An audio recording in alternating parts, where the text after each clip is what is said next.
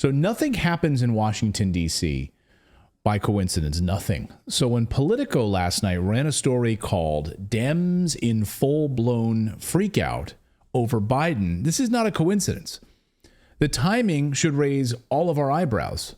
I've got some bushy eyebrows and I raised them up. Why? Why would the timing of this article come out? Well, a few months ago, we started hearing from Democrats off the record. Of course, they don't want to go on the record and admit this, saying that the party would replace Joe Biden on the ticket in June or prior to the Democratic National Convention. They are not going to let this guy run, against RFK Jr., against Donald Trump. They're not going to. He's losing. He's losing badly right now. And NBC News also saying the very same thing, asking the very same thing. Could Democrats replace Biden as their nominee? And they are saying it's nearly impossible, but you're telling me there's a chance. So exactly how are they planning to do this? The timing of this piece is very telling. We'll get into that part of it in a minute. But of course, my old colleague at Fox News, Peter Doocy, wasn't being flippant. He was literally asking what all of these Democrats are saying to Politico in this bombshell piece about Dems are in full-blown freakout over President Biden, and they don't know what to do, and they're trying to replace him on the ticket. So Doocy asked Karine Jean-Pierre that very question. Again, he wasn't being flippant. He was just reading a headline. Watch. Are you guys here at the White House in full-blown freakout mode? What are you talking about? What are you talking about? There's a Politico story. It sounds like Democrats outside, the quote is, Biden's stubbornly poor polling and the stakes of the election are creating the freakout. So, again, I'm going to be mindful. I'm not going to comment on 2024 election. I will say this.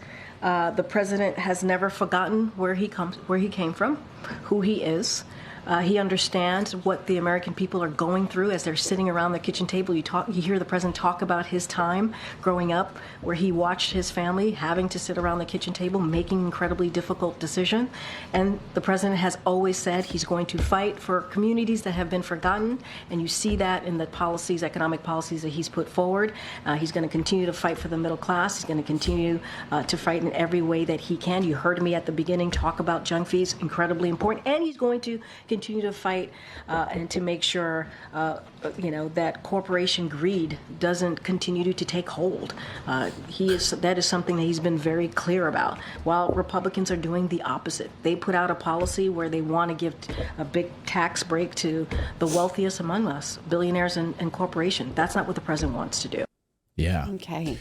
So thank you, Karine Jean-Pierre, for that answer. That's the victory lap. So what did she just say? I don't even know. Can we just go over, he stands for working people, and you know that, and you feel it. You feel it in your heart. And he's been clear about that. And what the heck else? I don't know. He's been very clear about a lot of things. Because she said, that for the poor and he's there to defend the defenseless, essentially. But my daughter's going to be 18 by the time the next election comes around, and she's a Portland teenager, right, from Portland, Oregon, and she won't be voting for Biden. She said as much, and it's because of Israel. It's because of Palestine. And so as much as they want to ignore that, they can't. She's not alone in that. Her generation, that's why they wanted to get rid of TikTok. Yeah. They have lost that upcoming batch of voters that they're counting on. They've lost them just because on that one issue almost alone, the support of genocide. And across all demographic, all races, by the way.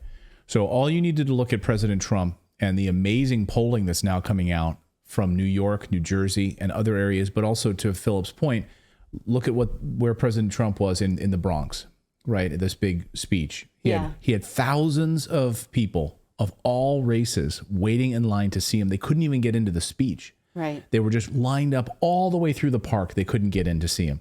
Yeah. And I saw reporters interviewing young black voters saying, I'm here to hear what he has to say, but there's no guys wearing FJB shirts, F Joe Biden shirts.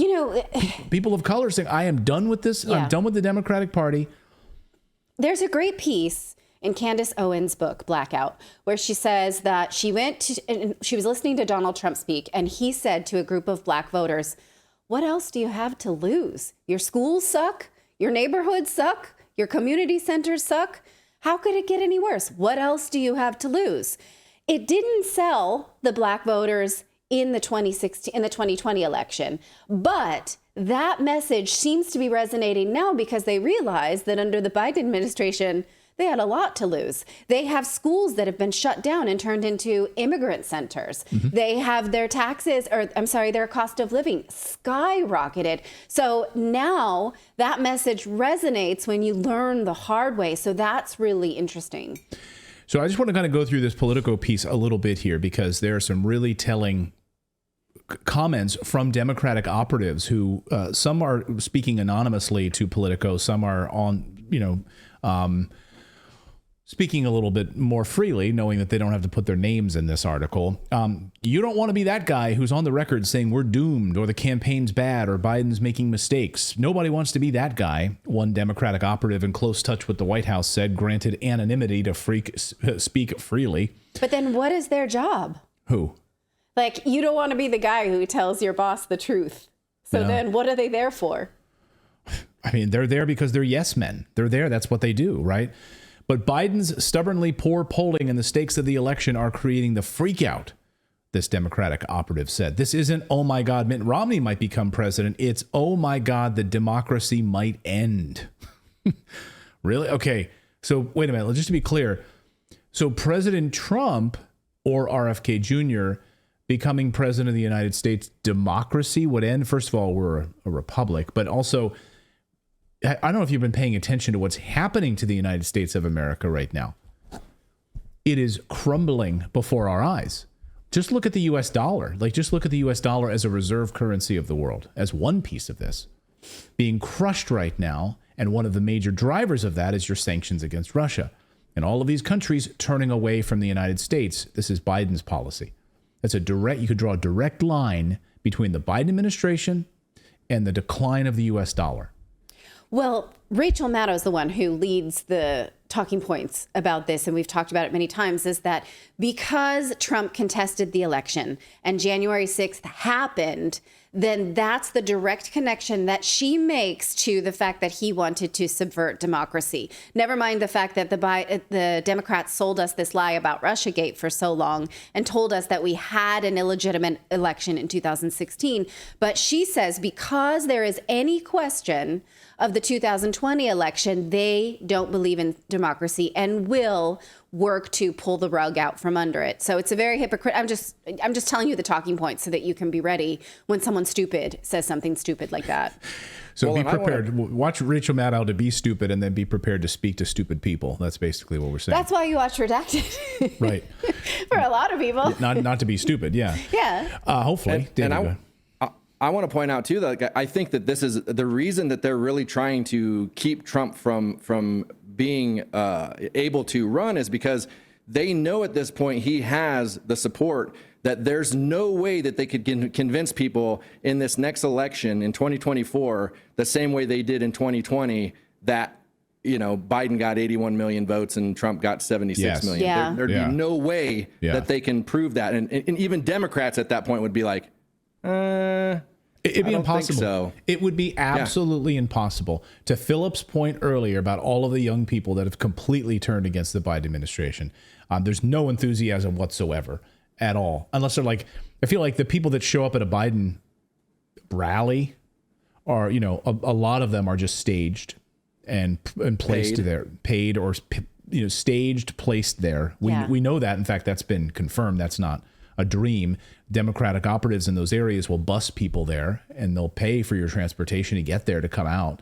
Who's so enthusiastic going to see a Biden rally right now? Well, some of the things that I have noticed liberals high-fiving themselves about voting for Joe Biden is that he passed the infrastructure bill. That's really their big victory lap, is like, look, we passed the infrastructure bill. So when people say that, I just want to say, oh, what have you seen personally that came out of the infrastructure bill, and how has that made your life better? I'm so curious.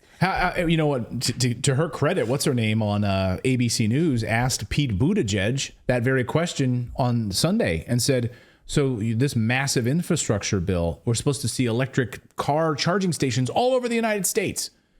There's 7 built right now. Yeah. Trillions allocated for this massive electrification of the United States. And she just laughed right in his face. He's like, Yes. they're supposed to be built out by 2030. Right. The whole United States covered in electric charging stations, and there's 7 that are built. Go ahead, David. Well, you add Or on Phil. to that, like the big idea that they're pushing is like how great the economy is, but that's just falling absolutely flat because nobody sees it except Wall Street. Yeah. It's like with prices being what they are, everybody's dollar is going down. They can buy less with it. Everything is much more expensive, and they're like, the economy is great.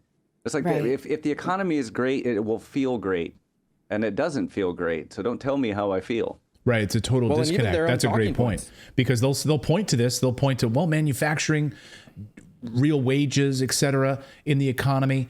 Wall Street's fine. But of course, people forget when Wall Street's stock and share prices rise when they fire people. They're rewarded by Wall Street when they lay off tens of thousands of people. Their share price goes up. So that's a total disconnect to Philip's point. People feel it and they see it every night when they're buying groceries. They're paying for gas. They're paying for electric. Right. And some of the other arguments, I'd love to hear like what people in your workplace say when they're making a pitch for Biden, because what is it that justifies a vote for Biden right now? Again, I hear the infrastructure bill and I hear just can't let Trump win. That's literally it, is can't let Trump win. And so then when you ask which bit is upsetting you the most, about Trump, it's just a visceral hatred. That's really all they've got. So let's get back to this Politico piece that's causing such a fervor right now. So why he's long lagged Biden in cash on hand. Trump's fundraising outpaced the president's by 25 million last month, did Trump, including a record-setting 50 million haul from an event in Palm Beach, Florida. One advisor to major Democratic donors provided a running list that has been shared with funders of nearly 24 reasons why Biden could lose, ranging from immigration, high inflation, to the president's age, the unpopularity of Kamala Harris. This is literally a list that they share among donors in Democratic circles. Kamala Harris is on the list of reasons why you wouldn't vote for Biden. She's so bad. Immigration, high inflation, the presence of third-party candidates like Robert F. Kennedy Jr. Donors ask me on an hourly basis about what I think, the advisor said, calling it so much easier to show them. So while they read it, I can pour a drink, meaning he shares this list with people. The advisor added, the list of why we could win is so small, I don't even need to keep the list on my phone, he says. One day after the news broke that Biden had trailed Trump in fundraising last month, Massachusetts Governor Maura Healey raised the pressure on donors as she introduced the president to a crowd of 300 people. Yeah, I mean, to those of you that open your wallet, she said, thank you. We'd like you to open them up a little bit more and find more patriots out there, more patriots who believe in this country, who recognize and understand the challenge presented at this time. Laughter rippled through the room, she said, but Healey's voice turned serious. With unusual urgency for Healey, the governor implored the room of high-dollar donors and local Democratic leaders to think long and hard about the stakes of the election. So I love this part. A Biden campaign advisor granted anonymity to speak freely stressed the president's team never made any indication that Trump's hush money trial would help or hurt him. Instead, the advisor contended that Trump will be forced to defend cutting back abortion rights, attacking democracy, advancing corporate interests as president. And Biden supporters who remain optimistic say they'd rather be him than Trump before rallying around abortion and issues of reproductive rights, Democrats say. We have to run a campaign where honesty, to drive home the message that Donald Trump takes us back to the 19th century. Biden takes us into the 21st century. So they are freaking out. They are freaking out right now because a majority of Democrats approve of replacing Biden with a new candidate. You are the sitting president of the United States. They hate Kamala Harris because she's a fool, and they absolutely dislike the president of the United States. So who can you put in its place? Right now, they're saying, Democrats are saying that whether or not several different candidates could possibly replace him. Of the respondents, 17% said that Vice President Kamala Harris would be a better candidate than Biden, 21%, and 11% said the same about the former First Lady Michelle Obama and Hillary Clinton. They're saying Gavin Newsom, Michigan Governor Gretchen Whitmer. None of them won out with 31%. Oh, none of them. Like none of the above, it won with 31%. So most people think none of these people are any good, and 31% of them would be better. None of them would be better. I just personally don't see the establishment wanting him to replace, because they're able to do whatever the hell they want right now. It's like, you want the shadow government to have more power? President Biden is perfect, because he has no idea what's going on. He can't stand up to anything, so they can do whatever they want. They're passing bills in the dark of night. They're letting people come over the border. He has no idea. He doesn't even know. He thinks the border's fine.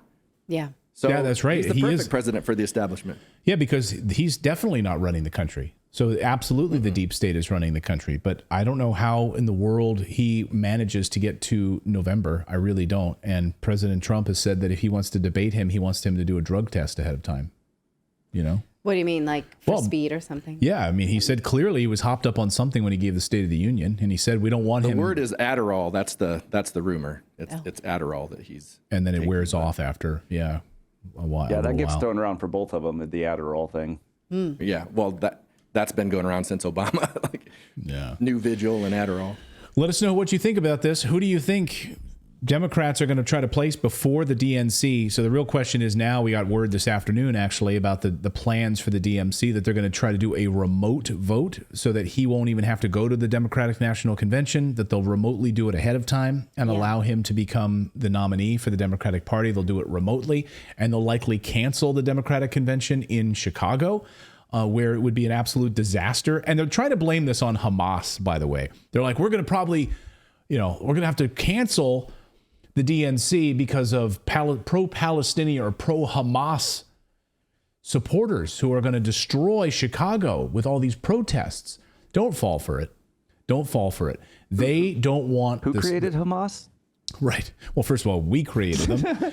Israel created them. We fund them. So that's garbage. But what's more hilarious, of course, is what's going on, the race war right now that's happening inside of Chicago, which is the illegal immigration. All of the illegal immigrants that are in Chicago right now fighting tooth and nail against the native population of Chicago.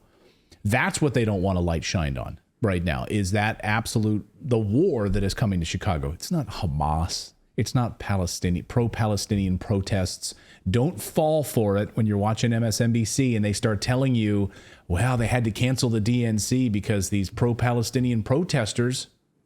Don't fall for it. You're smarter than that. That's the rhetoric they're about to use when they cancel the DNC and they phone in President Biden as a remote candidate who will become the new DNC choice for the Democratic nominee. Well, never let a good crisis go to waste. You can take it as an advantage. Well, it's funny you say that, because that's Rahm Emanuel of Chicago. Oh, right. That was his famous saying in Chicago. So never let a good crisis go to waste, even in Chicago, home of Rahm Emanuel. I really hope you enjoyed watching this video. YouTube thinks that you'll actually like this next video right here. It's personalized based on your own viewing habits. So if you watch the video, please leave a comment. Let us know what you think about it. And we will see you next time, everyone.